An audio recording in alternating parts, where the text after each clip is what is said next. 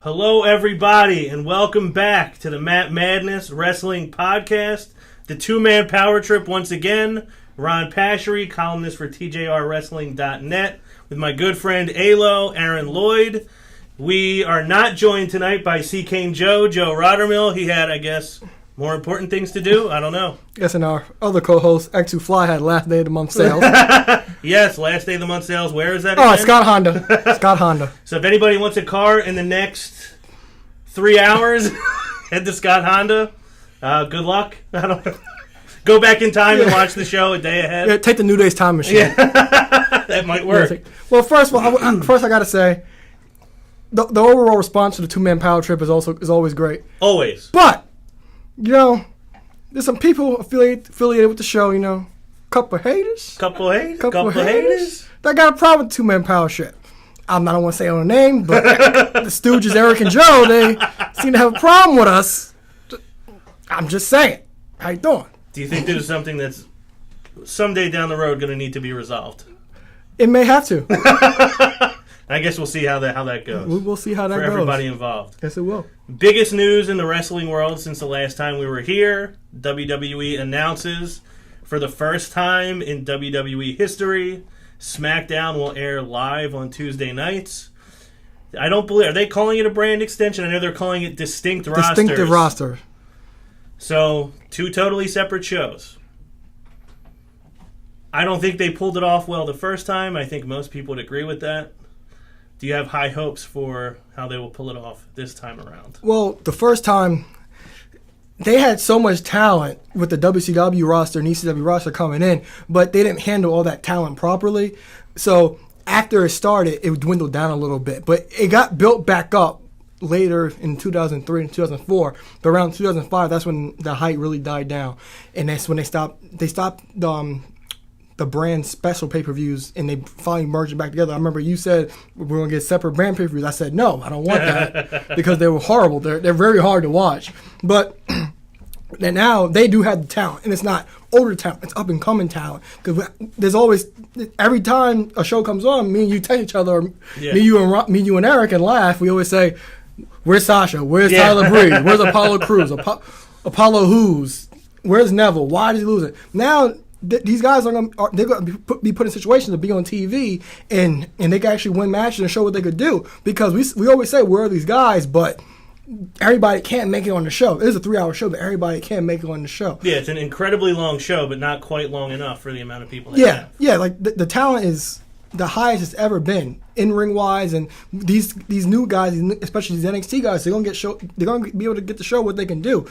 Like people say, well, I love Tyler Breeze. You'll see why I love Tyler Breeze. And if you did not watch NXT, you hopefully will find out very soon. Yeah, Apollo Crews may get a character. And then another important thing is when they start, how many times do you see that when you're in the main event, after you lose the main event, you drop down and you're nowhere to be found. Right. That won't happen with a brand extension. So, for example, if you're Dean Ambrose, you lose the main event, you might drop down a peg, but you won't drop down all the way down to the low mid card. Yeah, you're not going to become irrelevant because you didn't win the main event. Yeah, and I think that what they're going to do is one of these shows will kind of be more catered to the IWC, and some speculation that I think is going to happen to make SmackDown important right away and to get those ratings up, because this is all about SmackDown and making it important again. So what I think that since Cena's been gone from Raw for so long and Raw's been fine without him, I think he'll become the face of SmackDown because that's their top guy for ratings. So I think they'll throw him on there, and also I think they'll throw Sasha Banks on there because she even did a WWE.com interview saying, did see that last night. Yeah, of course you did. I don't always watch those. Yeah, those are the best ones. Yeah. I don't know why they never show them. But she did an interview saying that she loved SmackDown growing up, and SmackDown was great. Like when SmackDown, the brand schedule started, SmackDown was great. They had the SmackDown 6 with Angle, Benoit, Edge, Mysterio, and Angle, and Lesnar. They had SmackDown was the show to watch over Raw. So they're going to have that kind of situation now. These guys that haven't had the time to shine are going to get the time to shine. Same thing with Raw. But Raw is the flagship show, so they're not worried about Raw. But right away, I think they're going to put more emphasis on SmackDown.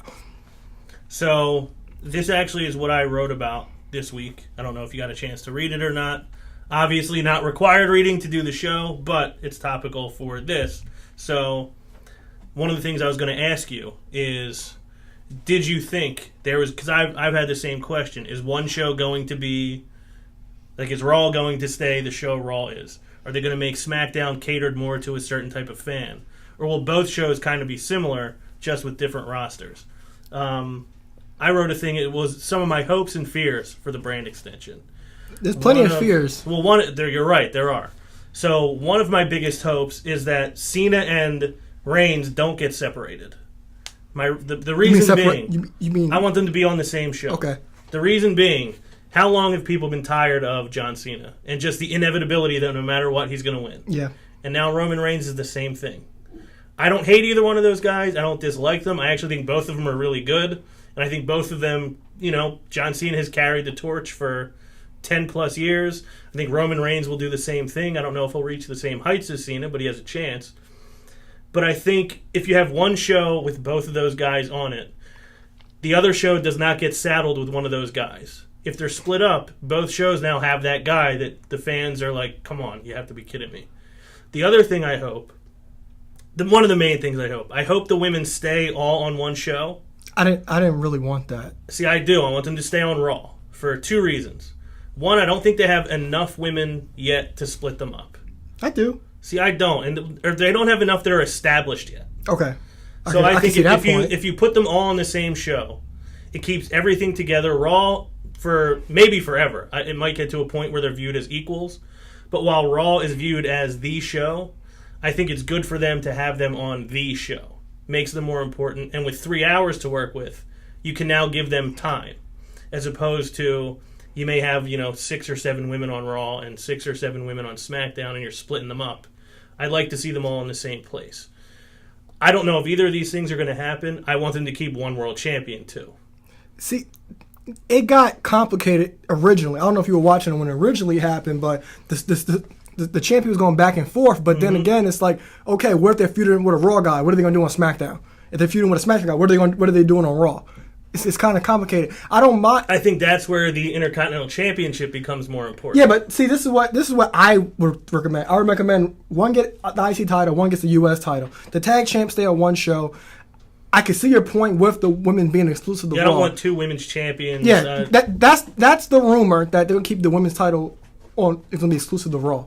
Which I can see your point because they aren't established. I know they can go, but yeah, eventually they get built up to a point where they can split. Yeah. But right now, I want to see them all in the same place where they can tell stories. Maybe get 2, maybe 3 segments a week now. Well, going forward, so I don't know. So you are in favor of 2 world championships, or you don't think they should have 2? It makes more sense for the show because, like I said, one guy, like say the champion's in a feud with the guy on Raw. What are they gonna do on SmackDown? They're not gonna talk about the guy on Raw.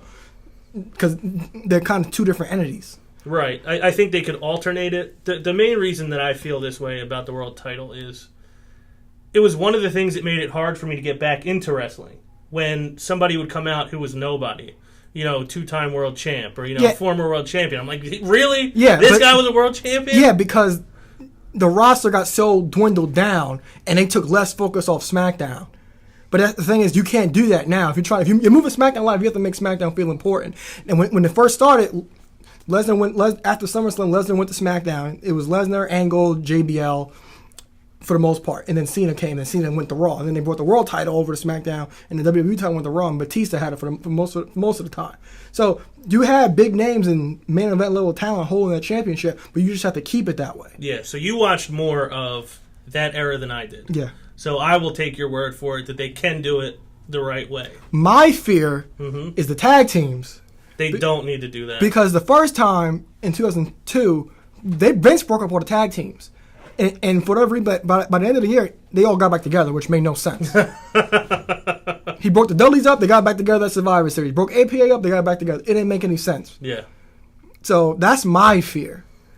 Like with the emergence of Big Cass, it's like, what if Vince decides to send Big Cass by himself? That's been my worry for a few weeks now. And now it's a legit worry. Yeah. So I'm hoping that the tag titles that could be on both shows. But you do have enough tag teams to have 2 tag team titles. Yeah, I mean you have a couple down on the NXT roster now that probably could come up. Yeah. So there's no reason to start breaking up tag teams. Yeah. And then you have tag teams that could be built up and be more serious. Like people like I don't know how you feel about the Ascension. The Ascension could be a thing. They're fine. Breezango, if they stay where they are, the Golden Truth might give them a spot now. Might give them a spot. Well, a win. Yeah. But it's like even those two random guys together, that always works. My last point on the One World Championship is if you are anointing someone as the guy, as Roman Reigns is, I think having him being available to both shows, I think that makes that title more important, and it makes that guy like a greater sense of responsibility. Yeah, it makes the show important too. It makes the show important, and like him holding that title for both shows, the level of responsibility that he now has to take. Like there's more weight on your shoulders as the champion now if you're kind of carrying both shows to an extent. Yeah. So I think it puts that guy in a position where a lot of us were tired of Cena. But if you say, well, Cena has to carry both shows, this is why he's put in the position he is, because he's the only one who can do this, I think it makes it make a lot more sense. They haven't given us many details yet. We know there will be a draft. We don't know when. We don't really know a whole lot. We just know there will be separate rosters, a live show on Tuesday. They could very easily mess the whole thing up, but I'm at least excited to see where it goes. Yeah. So with that being said, Raw last night. Some people may be mad at me for making this the top story, but John Cena returns. But he is not why it is the top story. John Cena returns, does a lot of tribute to our troops and Memorial Day, gets some good USA chants going. He got cheered. He did get cheered, says that he's now home, he's happy to be home. He also says, I have to question, do I belong here? While I was gone, a new era arrived. Basically, they all think, eventually I'm going to go out to pasture, but the future has to go through me. And what is the next thing that happens? AJ Styles' music comes on. Crowd erupts. AJ Styles, for the first time in history, is standing in a ring face-to-face with John Cena. I thought it was awesome. You could tell that they both thought it was awesome. The crowd thought it was awesome. The AJ Styles, Let's Go Cena chants were great. And then I thought their interaction was even really good. AJ puts him over. Cena kind of accepts his handshake, and AJ says, I want to be one of the first to welcome you back. Gallows and Anderson, who had already wreaked havoc earlier in the night on the New Day, come out and say, basically, the old AJ Styles wouldn't do this. You're kissing John Cena's ass. We decided we would go separate ways. You see which way we're going. And then AJ turns on John Cena. And the club is apparently back together. How do you feel about this? Well, at first, after the club beat down Cena, I couldn't help but to shed a tear and say, "Oh, I AJ." I was like, "Oh God!" And when Cena said, "What did he say?" I'm not going away. Of course, you got graves to dig. Yeah, but you're too busy digging graves. Yeah. Of course, you're not going away. You have to dig these graves. But I thought the promo was great. I like how Cena came back and addressed the new era. As far as Gallows and Anderson, I love what they did last night because I even came on the show a couple weeks ago, either last week or 2 weeks ago prior, saying they don't do anything. They don't talk or nothing. They don't cut promos. They essentially follow AJ around. They didn't do anything last night. They made a statement from the beginning of the show. They looked last night like they looked when they first came in. Like their fingerprints were all over the show last night. Yeah, and when we found out that they were going to be coming, we thought, okay, there's big things in store for these guys. These guys are going to be put with AJ or Balor. They're going to go out for the tag titles. They're going to win the tag titles. But none of that stuff happened in the first 6 weeks. First 6 weeks they've been in the company, but they did what we thought they would be doing. They made a statement, and with AJ turning on Cena, I didn't see that coming. I thought we would get a tag match between the two, or maybe Money in the Bank as Cena and AJ against Gallows and Anderson, but I didn't see that coming because AJ said, I need you guys, which was a horrible promo. But last week basically was turned into a waste of time that we didn't need. He's saying, I don't need you guys, but he's back with them this week. Right. I do have a thought on that when you finish your point. I do like that we didn't get an explanation last night because back to making SmackDown important, they're making you watch. Yeah. They're making you watch SmackDown to get the answer why AJ did that. Yeah. So my thought on that was AJ lost twice to Roman Reigns. Then he lost to Kevin Owens on Raw after saying he didn't need them anymore. Stone Cold on his podcast was talking about, this guy needs a win right now because he's lost however many in a row. He needs to start winning matches. To me, and I don't know if this will be ever brought up, I don't know if they'll ever explicitly say this, but to me it's like he went on a losing streak and he realized, okay, maybe I do need these guys. And I'm going to do whatever I have to do to get back up to the top. And if we take out John Cena, that puts me right back up to the top. Yeah, and he had a lot of aggression going back to the ring three times. I wish he gave him a Styles Clash, but he didn't. But he went back to 3 times. He showed tons of aggression. To me, and that is why I think it was even a little better than him giving him the Styles Clash. Because this was not him being a technical wrestler. This was not him, using some move. This was him, I'm just going to just beat this guy down. Yeah, and he went back on his own will. Not Gallows and Anderson. Yeah, they were pulling him off. They were pulling him back, yeah. He went back by himself. Yeah, I loved it. Unlike the Roman stuff. Yeah. Gallows and Anderson were forcing that on AJ against Roman, but the Cena stuff, AJ did all that by himself. Yeah, and as he walked out, he said, "I'm doing the world a favor. You're welcome, world." Thank you. So there's 2 things I want to get to. First one is a listener question from the narcissist Ronald Lloyd.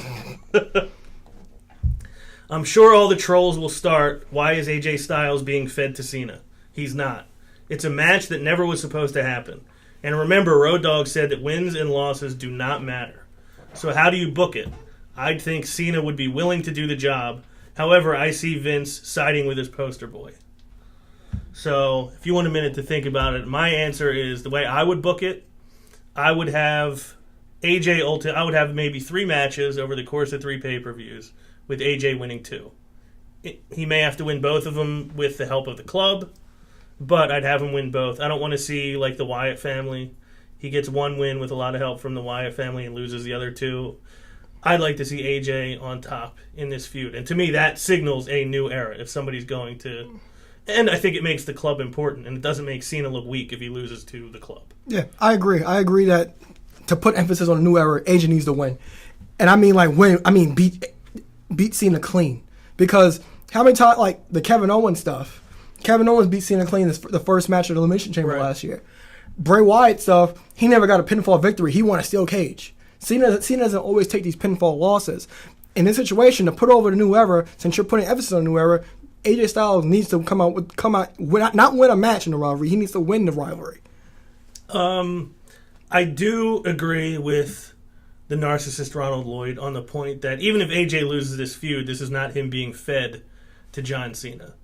Because even though he lost 2 matches to Roman, I think he came out of that feud looking better than he did before.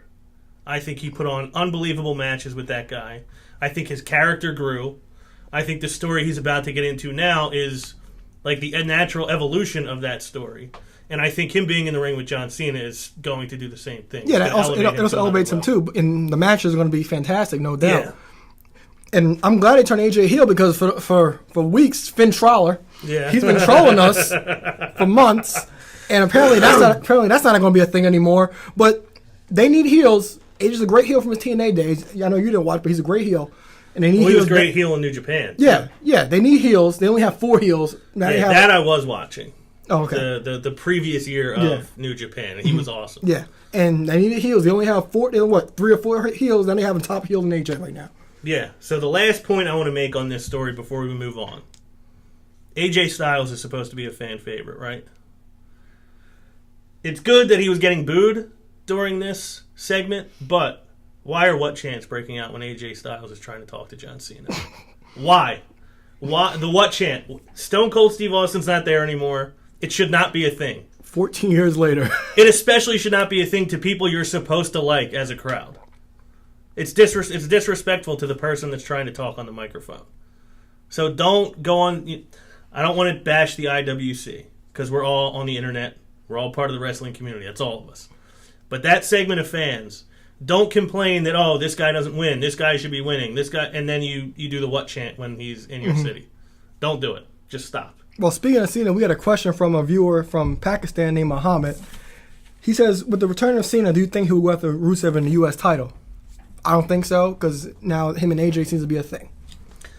I agree. I think I might have even said it last week or 2 weeks ago when we had a question, what would you do with Cena when he comes back? I said I would have Rusev win the U.S. Championship and have Cena come and take it back from him, and at least for a little while, do the U.S. Open Challenge again. Well, when Rusev cut his America promo, I rolled the eyes at the back of my head. I was like, oh my Here God, we go again. He's coming. He's coming. I thought the same thing. But I think now, in light of what happened with AJ Styles, I do not think, at least for the time being, I don't think we see John Cena anywhere near Rusev for the U.S. title. Although it could have been fun if they did it, because I thought it was fun the first time. And it led to a lot of great matches over the course of 8 or 9 months. Yeah. He had that title.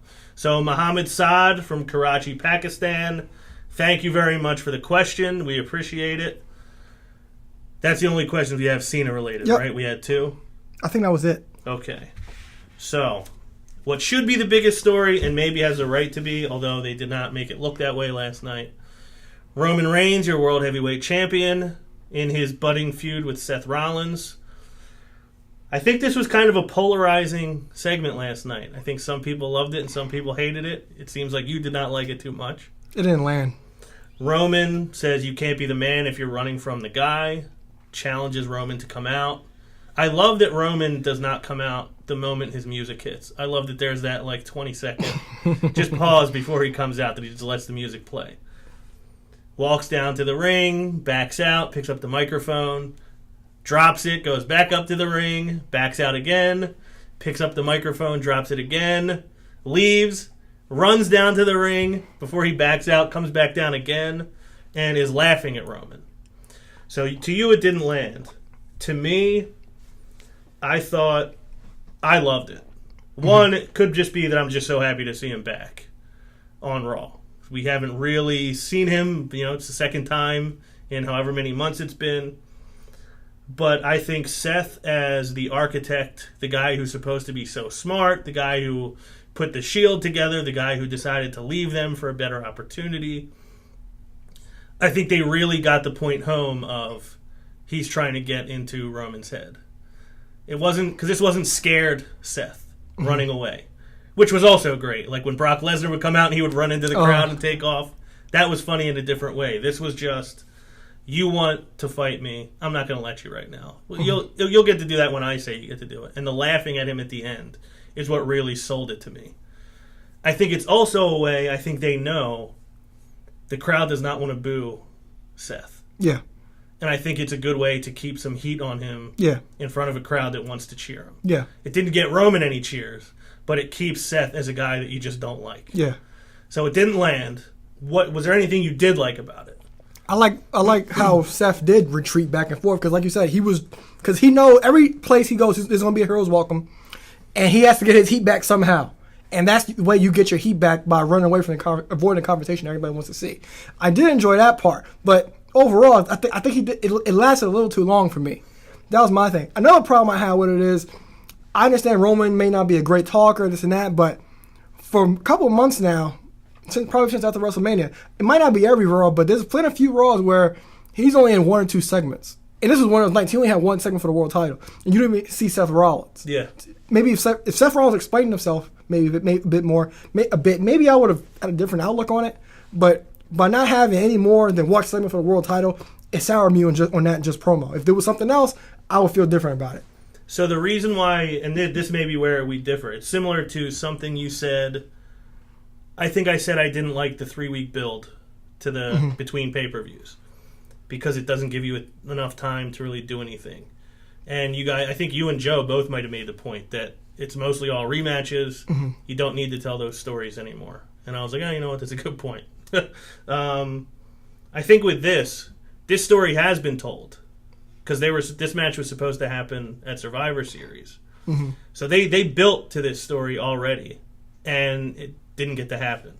So now Seth coming back, attacking, I think they're like holding off on one, they don't want them to touch, I don't think. And I think it's a case of, we already know why these guys don't like each other. They don't really need to talk too much about it. I think we will get more talking, before Money in the Bank. But I did like was when Roman turned his back and his music played, and Seth tried to get up, get in the ring. I did like that. That also made it bored for me, but I do think it was a little too long. And to me, it was just like Seth just like poking him over and over again. When he left the ring, he smiled. He's like, he smiled. So I get that. I get it, but I think it was a little too long. It just didn't land all the way for me. So you think that they need to ramp it up a little bit? Yeah, he's your world champion. You have more segments for other things, but for your world title, only put in one segment for it. They've been doing that for a couple months now. They need to put more emphasis on your world champion. Yeah, that kind of something I wrote about a couple months ago after it was after WrestleMania that I felt like he was being hidden almost. Like, he's our champion, but we're just kind of hide him a little bit. Like, we'll put him in the middle of the show somewhere. Mm-hmm. We'll put him in a 5-minute segment here, and that's it. He's not getting exposed, or maybe they feel like he's overexposed, so maybe we'll pull the reins back a little bit. But two more segments though. It could even be a backstage promo. That's all it has to be. Yeah, they could have talked to one of them afterwards. It didn't even have to be Roman. It could have been Seth. Seth could have went and tried to talk to Shayna Stephanie or something like that, or talk to Renee or JoJo. That's all he had to do. True. Do you think maybe we see something with them on SmackDown? Yes, one of the two? I think so, since they're trying to make SmackDown important. Okay. So the next story, we have the competitors in the Money in the Bank ladder match. They had a 6-man tag last night. We had one promo with Sami Zayn, Dean Ambrose, and Cesaro, where Sammy's trying to very seriously explain to these two. He's Canadian. One, not to trust Kevin Owens. Uh-huh. As if anybody does trust Kevin Owens. Then Dean Ambrose says he's Canadian. Yeah, don't trust Chris Jericho either. He's also Canadian. And then Sami Zayn saying, you guys do know I'm Canadian, right? And Dean says that explains a lot.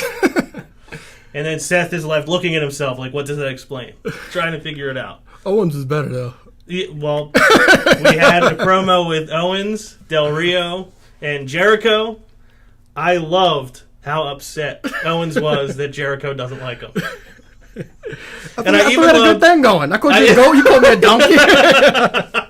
Yeah, what did he say? He said you're a donkey's ass or something. Yeah. Whatever he said, I can't remember. But I loved it when he said that. He's like, you don't like me. He got so upset. And then Jericho goes, hey, you're starting to bug me. Like that he's starting to bug him. Like, I might have thought you were okay at one time, but hey, you're starting to bug me. I thought that was hysterical. The match was really good, too. Yeah. Good match. I love the finish. The finish was crazy with just like signature move after signature move after signature move. I loved Owens doing the cheap tag on Jericho after the code breaker and then doesn't get the pin. Like, it's your move! Yeah, did he even say it's your stupid move? I remember. He's like, it's your move! Yeah. Great stupid idiot chant that broke out a few times. That's new. It is new. I never heard it before. But I thought it was a good match. I think this Money in the Bank match is going to be really good. It is. There is still a 7th spot, right? I'm not sure. They did not change their mind and decide it was only going to be I'm 6. not sure because I could have sworn the graphic, it might have been the Raw graphic, but I could have sworn that blank spot was taken out. It might have just been it might have been the 6-man tag graphic. Yeah, I wasn't sure either. Okay. But I was like, well, I know there was 7 spots. Yeah, originally, yeah. You can't just take one away, midstream. Even if you just have to, even if it's maybe it was for Bray Wyatt and maybe they know, okay, he won't be back. Mm-hmm. Just throw somebody else in there. Don't say it's 7 and then take it away. Mm-hmm. But they think we don't remember stuff or pay attention to stuff. This match is going to be great, though. Yeah. I'm looking forward to it. I am, too. And I think your boy Vince Russo always complains about Owens and Sami Zayn not selling. Being tumblers. If anything, Sami Zayn is guilty of, it's overselling sometimes. Yeah. Like, sometimes he's borderline ridiculous. When he was going in for the hot tag last night and he was flailing all over the ring, I'm watching it like, all right, it's a little too much. So to me, that was not underselling or no selling. That was ridiculously. That's like HBK against Hogan overselling. Although maybe not as mean-spirited. Early prediction, just what's your thought? Who do you think will walk away with the Money in the Bank briefcase? Well, they usually put it on a heel. I would say Ambrose because they have this whole Rollins and Reigns thing going, but my pick is Kevin Owens because they typically like to put it on a heel. That's who I think too. Do you think there's any chance that whoever wins it shows up during the main event of Money in the Bank? Not saying they cash in, but do you think they factor in some way, shape, or form? If it's Kevin Owens, I wouldn't put it past him. If it's Kevin Owens, I wouldn't put it past him.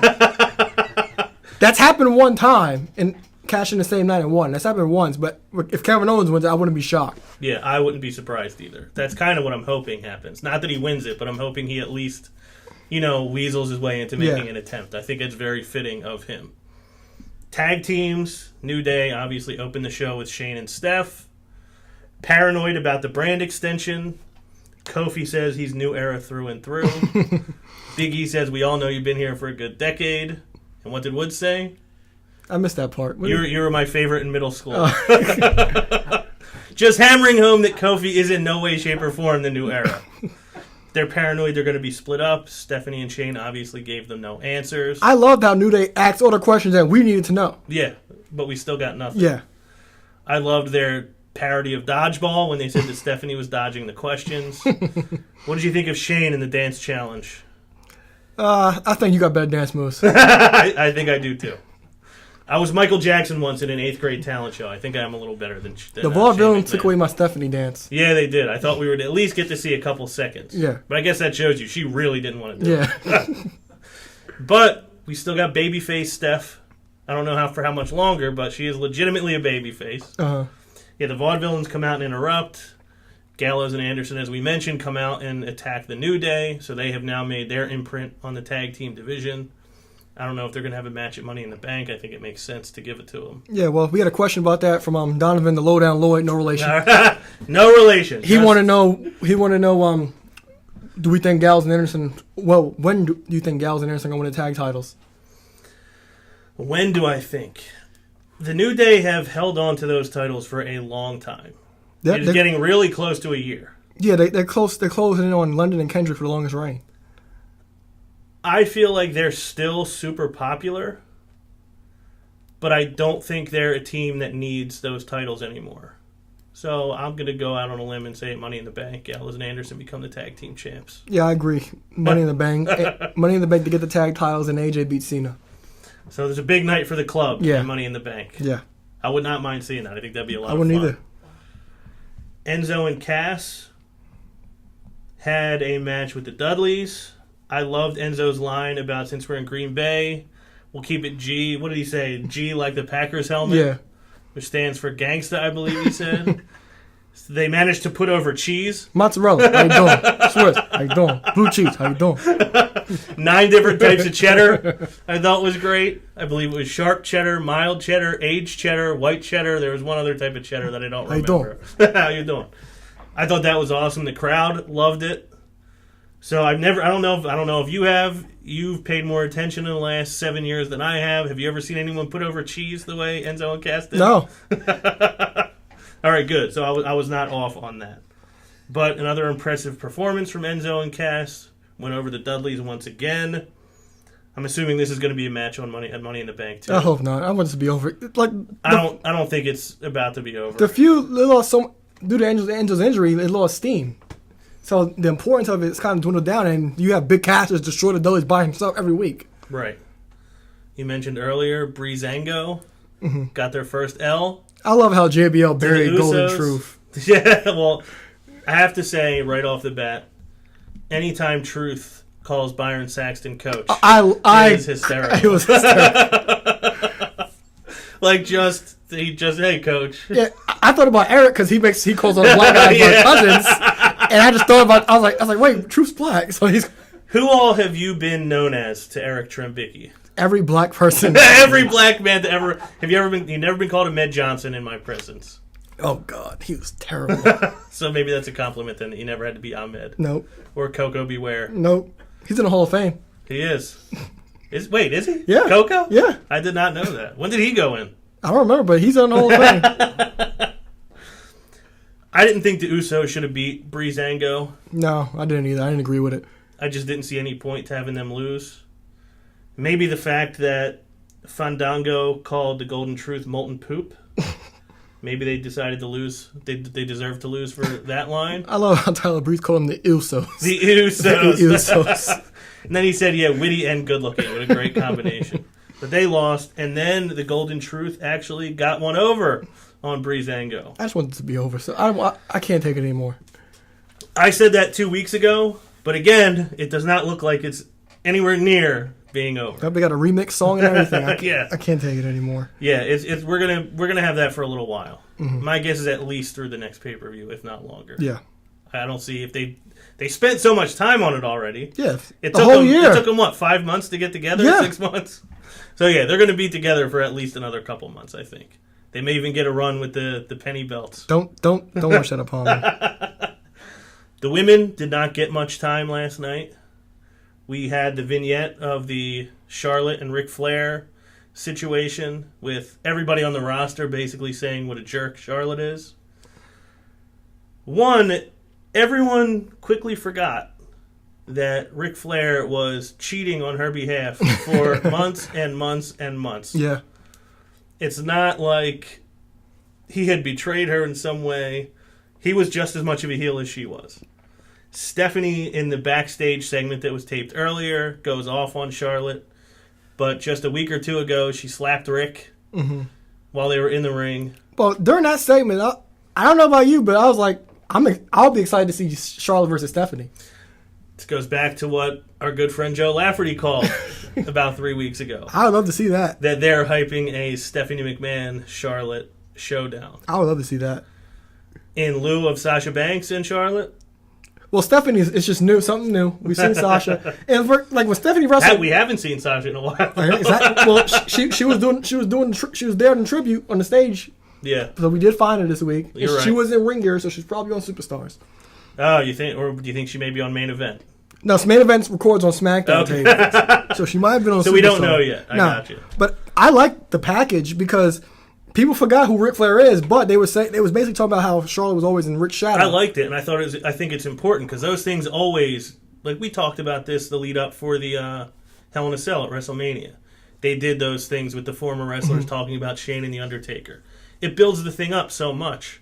And I think you give that to Charlotte, it continues to build her up to something else. Yeah, they had sympathy for Rick, but they also were saying that she's trying to get out of Rick's shadow. So basically the heels understood, the baby faces didn't, typically. And I'm not the biggest Ziggler fan, but I liked what he said during it. He mentioned she had tears in her eyes, but you could tell like she meant what she was saying. Yeah. She felt it, and she's out to prove something. Yeah, and like I said last week, it was still a shoot. No matter what, no matter how you look at it, it's still a shoot because it's all the truth.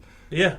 That's why I thought it was so great. Because you could tell there was a lot in there that was real. That was a very Attitude Era promo. You take your real life and then you turn it up to 15. Yeah. Natty has a match with Dana Brooke. That's what you want to call it? Yeah, well, yeah. She had an appearance with Dana Brooke. This segment's longer than that match. Yeah. The match was, 45 seconds long? Probably. Another stupid distraction finish. At least it wasn't a roll-up off a distraction. It was a finisher. A Michinoku version of the Michinoku driver. Yeah. See, I don't think that's a Michinoku driver, though. It's not a Death Valley driver. It's a combination of a Michinoku driver. Because she did it forever in NXT, and I never remember anybody landing anyway but flat on their back when she did it in NXT. Last night, it did look like, I thought she botched it a little bit, but maybe they tweaked it, or maybe that's how it's supposed to look. Speaking of botching, how do you think she's been so far in WWE, Dana Brooke? A little sloppy. I feel like she looks. We talked about Baron Corbin, how he looks like he fits better on the main roster. I feel like she looked great in NXT. I feel like they should have let her do a few NXT shows before bringing her up. Yeah. Because she didn't work for how long, and now you got her on the main roster. I feel like she looks like she's rushing, and she's not nervous, but she's just not clean. Yeah. And there's a lot of times I've noticed it. Even whether she's on offense or somebody's putting offense on her, it just doesn't quite look right. So I think she looked better in NXT than she looks now. And her strength was on being on the microphone. And she hasn't been doing it lately. I don't agree with that. No? I feel like I haven't really heard her much. I don't agree with her voice on the her voice on the mic. See, but you're supposed to not like her. And she does a very good job of making you dislike her. Yeah, well, I feel the same way you did. Like, that injury at TakeOver Respect against Asuka, it took, that's a lot. She lost a lot of time. That was in October. She just got back in the ring probably a month or two ago. And she was still relatively new. Yeah, she was still new at the time. And she missed so much time in the matches. Like, even her match with Paige carried her. Her match with Becky Lynch carried her. Even the match with Natty, it was like, her work's been real sloppy, but that time in NXT, missing all that time, they really killed her.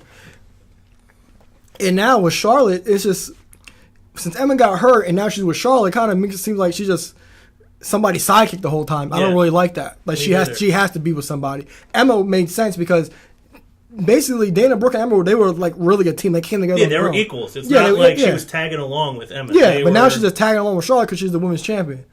Yeah, I agree with that. I think she looked a lot better in NXT than she's looked since she's gotten up to the main roster, which is a shame. Yeah, because it's not all her fault, and I'm sure a little extra work wouldn't have hurt her before they brought her up. Yeah, and now she's getting exposed a little bit, which is unfortunate. Yeah, and she was supposed to be with Emma at the time, so her and Emma, they have the chemistry.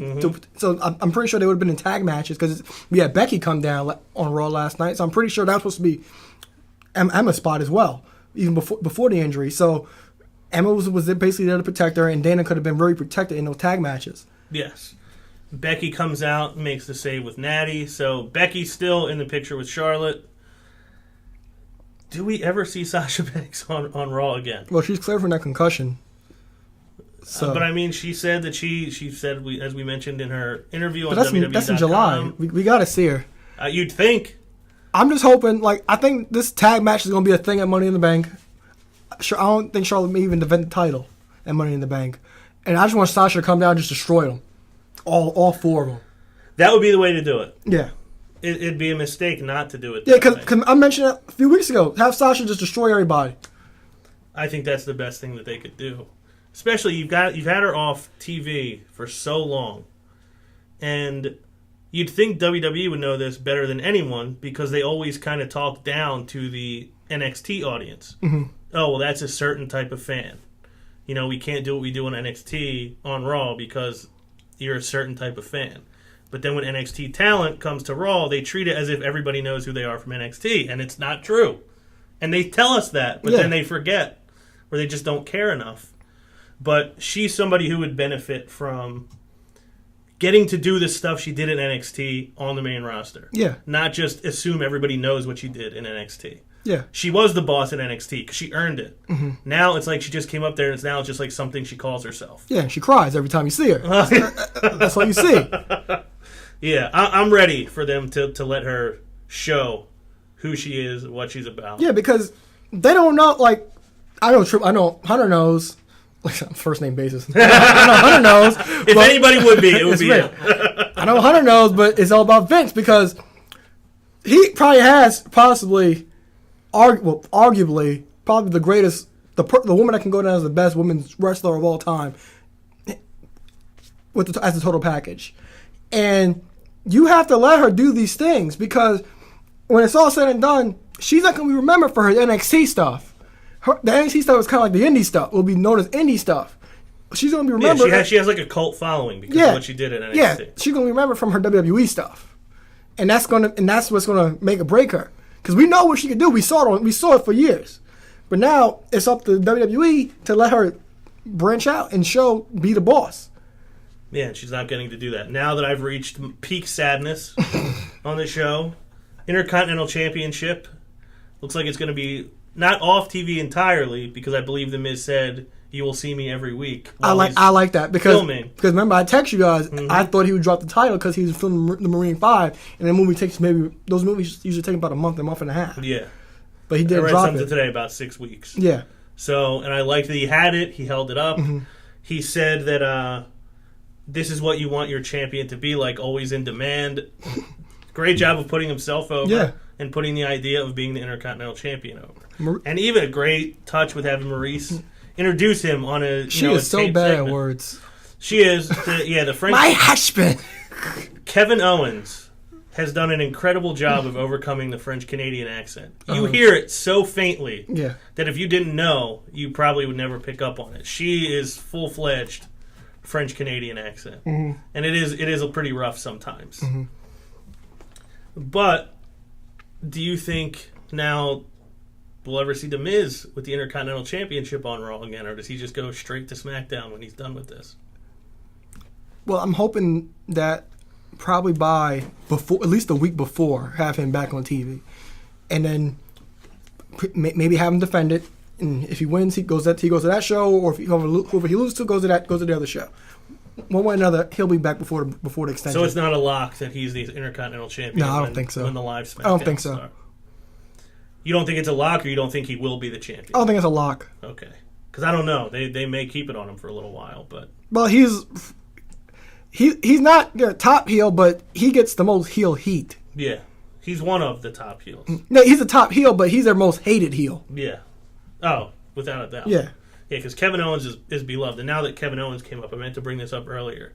Did you by any chance see the clip of him from the house show when he said he walked down to the ring and said, "My goal is to get this crowd to do a USA chant with 2 Canadians in the ring." And then they cut to a clip probably 10 minutes later. I did it, and they're all chanting USA. That was unbelievable. That's why he's the champ. to paraphrase him.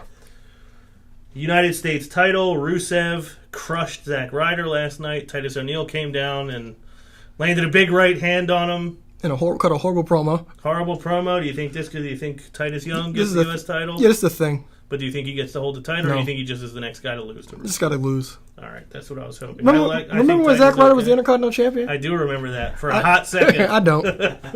For a hot second in Texas. He didn't make it out of Texas with that belt. Did you notice Lana's accent went away for a little bit during that promo? I did. I couldn't believe. I was like, wait a minute. Is she just American now? That. And I was like, is she mocking Americans by doing an American accent? I wonder if she's gonna have to do it on Total Divas, because she's gonna be on Total Divas now. Oh, that's true. I didn't even think so. Maybe they're gonna slowly. I don't know. Slowly take it away. I can't wait because Rusev's gonna be on there. Yeah, I know. I cannot wait. He's awesome. He is awesome. Apollo Crews had a backstage segment with the Big Show. Did you smell a Big Show heel turn? No, but the main reason why is when the Big Show was on with Austin. It wasn't the one he did on the network. They did the second one. No, it was the network. Was it? Yeah. Okay, I thought he did. It was something about why he turns face and heel back and forth. It was the network one. He said that's my job, is to help these young kids. And he's like, a lot of people don't realize that. He's like, I would like to stay one or the other, but they use me for these reasons. So I kind of knew he was there to kind of help elevate Apollo a little bit. And while it was not a particularly great performance for Apollo, it at least solidified who he is and what he's supposed to represent right now. It did? The new era? Yeah, I thought, and he's saying he thinks you're going to back down from him. He's a bully.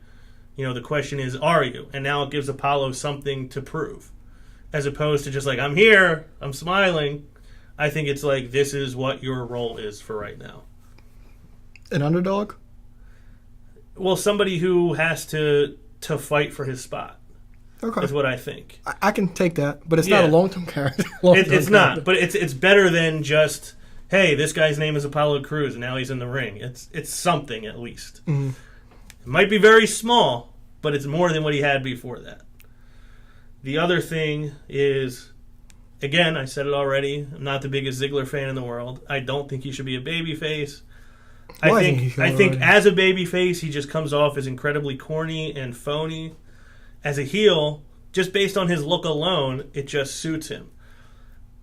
The whole technical wrestling match thing annoyed me. Came with the Kent State. I was just like rolling my eyes. I did too. I was like, oh god, he has a head guard, a mouthpiece, and he puts the mouth guard. And then when he kicked him in the balls, I was almost on the floor. I loved it because he went to the lengths of saying, you can't compete with me in a wrestling match. And Corbin is like scoffing at him, like, why would I even want to have who wants to see us in a wrestling match? Mm-hmm. And he builds up this whole thing about the technical wrestling match, headgear, mouth guard, and then just kicks him in the balls and walks away. It could not have been more perfect. Takes the mic and says, the loser is still Baron Corbin. Yeah, Dolph Ziggler has been disqualified, but the loser is still Baron Corbin. That's the best thing I've seen Ziggler do in 2 years, I think. Yeah, because they dropped the ball on his popularity because all these Indies guys came in. Now you throw Ziggler with these Indies guys, that takes away Ziggler's reaction. Ziggler is a WWE product guy. He came up for their system, and so when he was over, it's because he was like one of the better workers. Now he's not. And the thing is, they give him these scripted promos, but if you go on WWE.com app, he's awesome. He's a comedian. He could talk. But they continue to give him these horrible promos that make no sense. They're too jokey. Turn him heel already. Do you think it ever happens? I hope when the brand When the brand splits, he turns heel. I can't take it anymore. It's like you have this guy babyface doing all this jokey stuff. It's, no. Yeah. He's been babyface for 3 years now. It's forced. Yeah, it's too forced. It's 3 years now he's been face. Like Cena, I think a lot of what he says is corny and gets on my nerves, but at least it comes across as genuine. Yeah.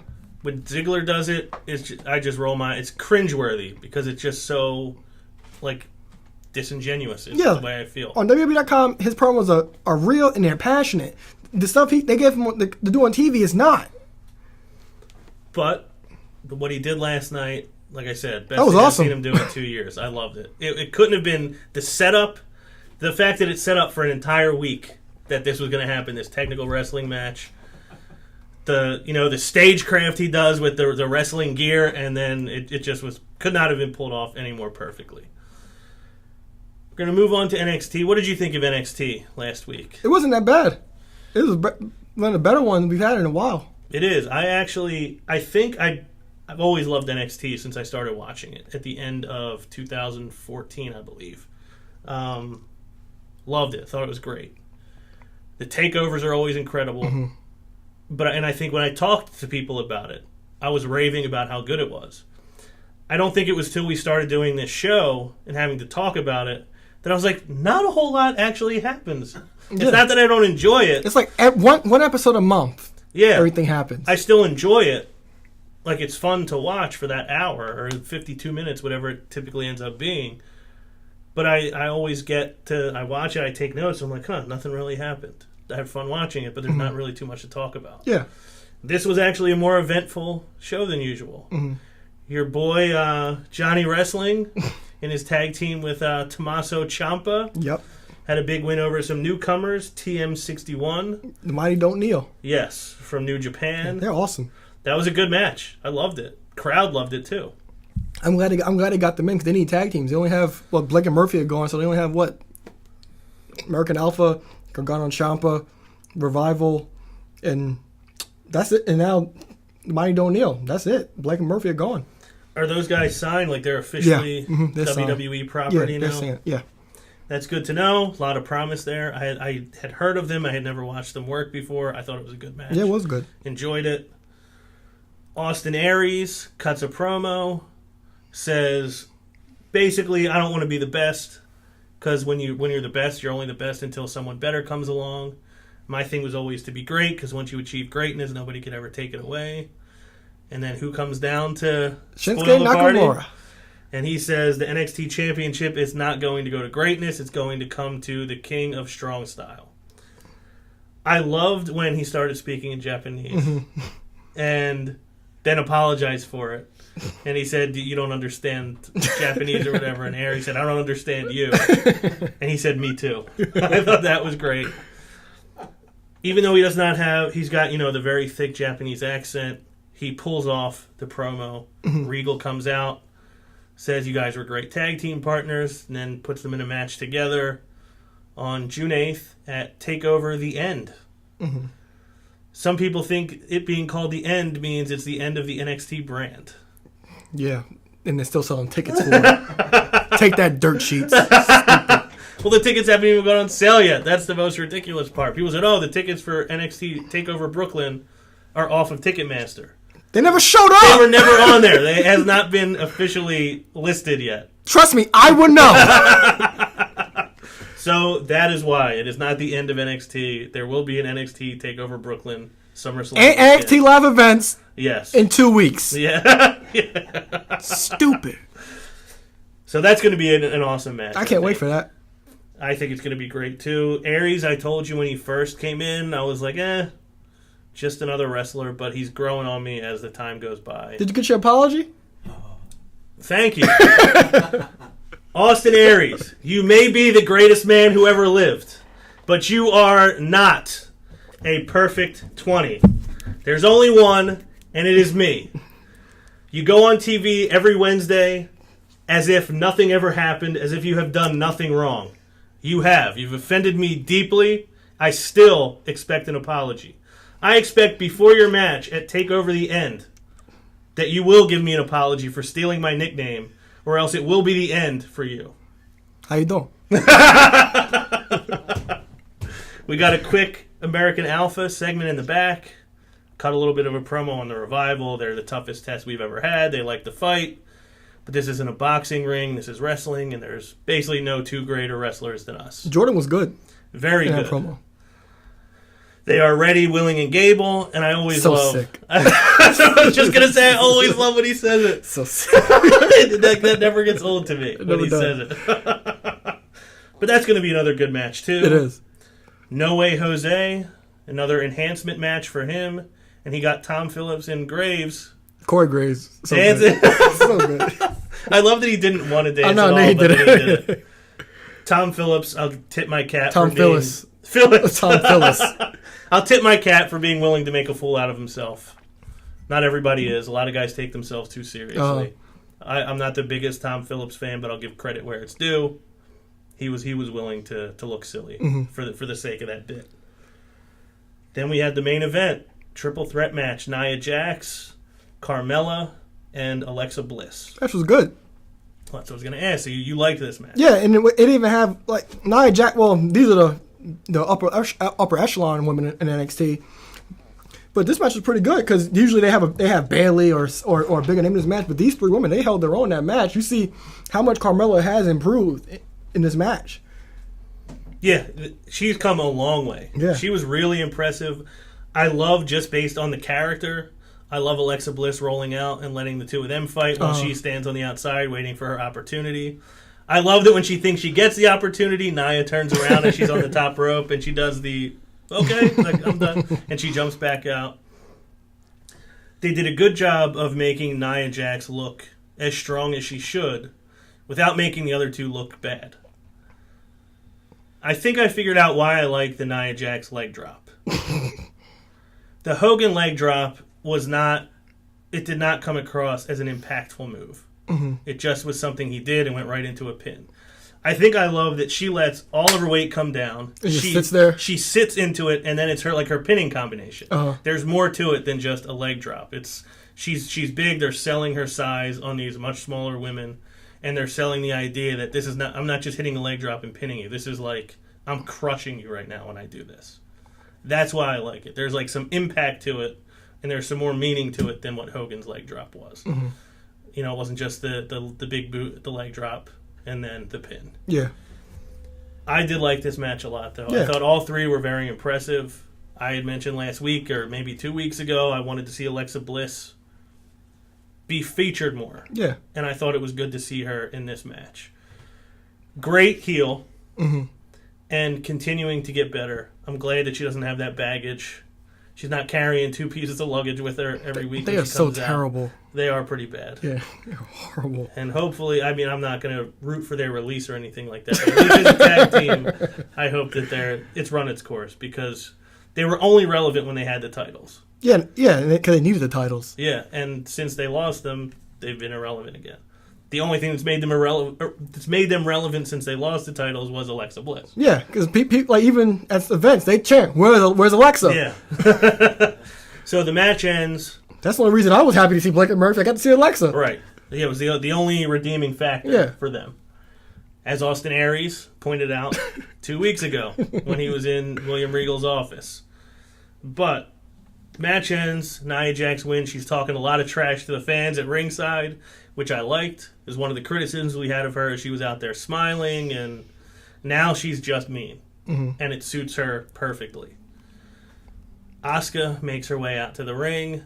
She gives the smile. Well, she makes her way out to the ramp, gives her the smile, and then decides, you know what, I'm going to go down to the ring. I loved that stare down. Yeah, and there was no invisible wall. Yeah, which is perfect. Another thing Vince Russo hates. Yeah, the invisible wall. Just go. Bro. Hates the invisible wall. I liked the stare down. And again, I like whenever a women's match gets the same type of treatment that a men's match would get. Yeah. The men would not just get, I'm going to look at you from 40 feet away. That's happened sometimes. Yeah. But I liked that they got right in each other's face. And Asuka, despite being the much smaller of the two women, no fear. I think it's clear Asuka's going to win. I don't think they're going to give that title to Nia Jax. I don't think so, but I'm glad that they gave Nia Jax a match because if it wasn't for that, it would be almost rematch city. Yeah. I like that they're now allowing Bayley to have a story again. Yeah, and I like the fact that Bayley did lose because basically for a year Bayley's been undefeated, except for the loss. Well, in singles competition, she's won basically every match since like last year in July. She was the women's division John Cena. But we like her. We do. You're right. Yeah. But it hadn't been 10 years that she'd been doing it. No. Although I don't think I would have turned on Bayley. She's too No, you can't. too lovable, I should say. Yeah, because even when Bayley loses, like when she lost to Nia Jax, she was like, "Aw," you can't help it. So next week on NXT, what have they advertised? Is it Elias Sampson as a match? Yeah, Elias Sampson and Austin Aries. Okay, that should be a fine match. Anything else advertised I yet? don't remember. Oh, and Balor and Joe, they have a Corey Grace's sit-down interview with Balor and Joe. Okay, that'll be good. Yeah, I think that's it. So that's something to look forward to for NXT next week. Before we get out of here, we'll get to the rest of our listener questions. All right. We got another question from Donovan the Lowdown Lloyd. Okay. No relation. Once again, not related. Yeah. He also says that anytime we need him to deliver the lowdown, no chest protector, that he'll come on the show anytime. All right. Well, Donovan, I look forward to meeting you in person very soon. He wants to know our 10 favorite wrestlers in WWE right now. His at the moment are American Alpha, The Revival, Sasha Banks, Kevin Owens, Seth Rollins, AJ Styles, Bray Wyatt, Samoa Joe. 10's a lot. You want to go first? Yeah. It's a lot to rattle off at the top of my head. The top three in the order, but after that, I don't care. Kevin Owens, Sasha Banks, AJ Styles, Becky Lynch, Bayley, Sami Zayn, Cesaro, Seth Rollins, Samoa Joe, Finn Balor. Okay, so I got number 1, Sasha Banks. Number 2, Seth Rollins. Number 3, Kevin Owens. Number 4, probably AJ Styles. Number 5, Bayley. Number 6, probably Samoa Joe right now. Number 7, I'll go Jericho. Number 8, these are out of order at this point, too. I'm not even going to put that this is in any kind of order after the top 5. Sami Zayn. Number 9, in a surprise, I'm going to go Charlotte. Did I say Charlotte on my list? I don't know. Okay. I don't You know. might have. I'll have to listen to the playback. We have it verified now. And number 10, is it an NXT guy? Number 10, I'll go Finn Balor. Mark in the background. Did I say Charlotte? No, Charlotte. Okay. Well, Charlotte. We just she's checked 11. the tape. No Charlotte. Donovan, thank you for the question. We appreciate it. Right. Again, look forward to meeting you soon. Yeah, we got another question from the babyface Ron Lloyd. Okay. He wants to know, what do you think about the idea of Goldberg returning to WWE for another run? Am I the only one excited to see him in WWE 2K17? He's being sarcastic. Halfway. I'm trying to think of the most emphatic way I can make this point, but I don't even need to be emphatic. I don't care. I never cared about Goldberg. I still don't. It doesn't matter. Yeah, for most fans, it's his nostalgia, but after you grow up and realize what in-ring work and stuff is, and you watch the Monday Night Wars, he had those episodes just about him, and they showed how bad he actually was. So, for nostalgic reasons, for the streak, yes, but his last match in WWE was nothing to watch. You don't want to see against Brock Lesnar. It was one of probably the worst match of all time. And I have no desire to see him in the ring again, wrestle a match in WWE. He technically hates the business. You ask him a wrestling question, he'll yell at you for the most part. But since he's in the video game, he'll have some kind of partnership with WWE in the future, probably. Maybe whether it's Hall of Fame or a WrestleMania appearance, because that's what it typically does when you have these legends affiliated with the game. Yeah, they always say, everybody comes back. This is one guy I was hoping did not come back. So yeah, I have no desire to see this, and I don't want to see him wrestle anybody. Same here. Yeah. All right, we had a question from Angel. Hi, honey. Angel, thank you again. All right, she wanted to know if we could add or change something about a character, what would we do? If we could add or change something about a character, I would give Apollo Crews a personality. Because I think the dude is super fun to watch in the ring. He's got a great look. He's got kind of a different style in that he can be really athletic and really powerful. But he just does not do anything to hook you into caring about the fact that he can do those things. So I'd give Apollo Crews a magnetic personality. If that would be my big change. Okay. Well, I would let Sasha Banks be the boss. That's a great change. Because I have two, actually. But she just... let her do her, and so she can show you what she can do and who she is. Second, I'll give Bray Wyatt better in-ring skills. That's good too. Because people are invested in the Bray Wyatt character, which I am myself, but his matches are typically boring to me. It like with the Undertaker was great in the ring, but he still did his Undertaker stuff. And Bray Wyatt does his Bray Wyatt stuff. But he's got nothing in the middle. Yeah, he has nothing in the middle. So his matches typically are boring. It's like headlock, wrist lock, wrist hold, and everything like that. So if I could change anything, I'll give Bray Wyatt better wrestling in ring skills. It's a good one because you're right. He does. And I was actually, not that I was about to argue, but there's stuff he does that I love. Mm-hmm. But you're right. He's got those 3 or 4 things. And it's just those 3 or 4 things is all you're going to get. Yeah, and all his like high impact moves just kind of like he just throws his body into you. Yeah, you're right. So that's what I'll change about Bray Wyatt. It's a good point. Do we have any more questions? Yeah, we have another question. I gotta give myself a second. All right, we got a question from General Hugh G. Rection, Joe Lafferty.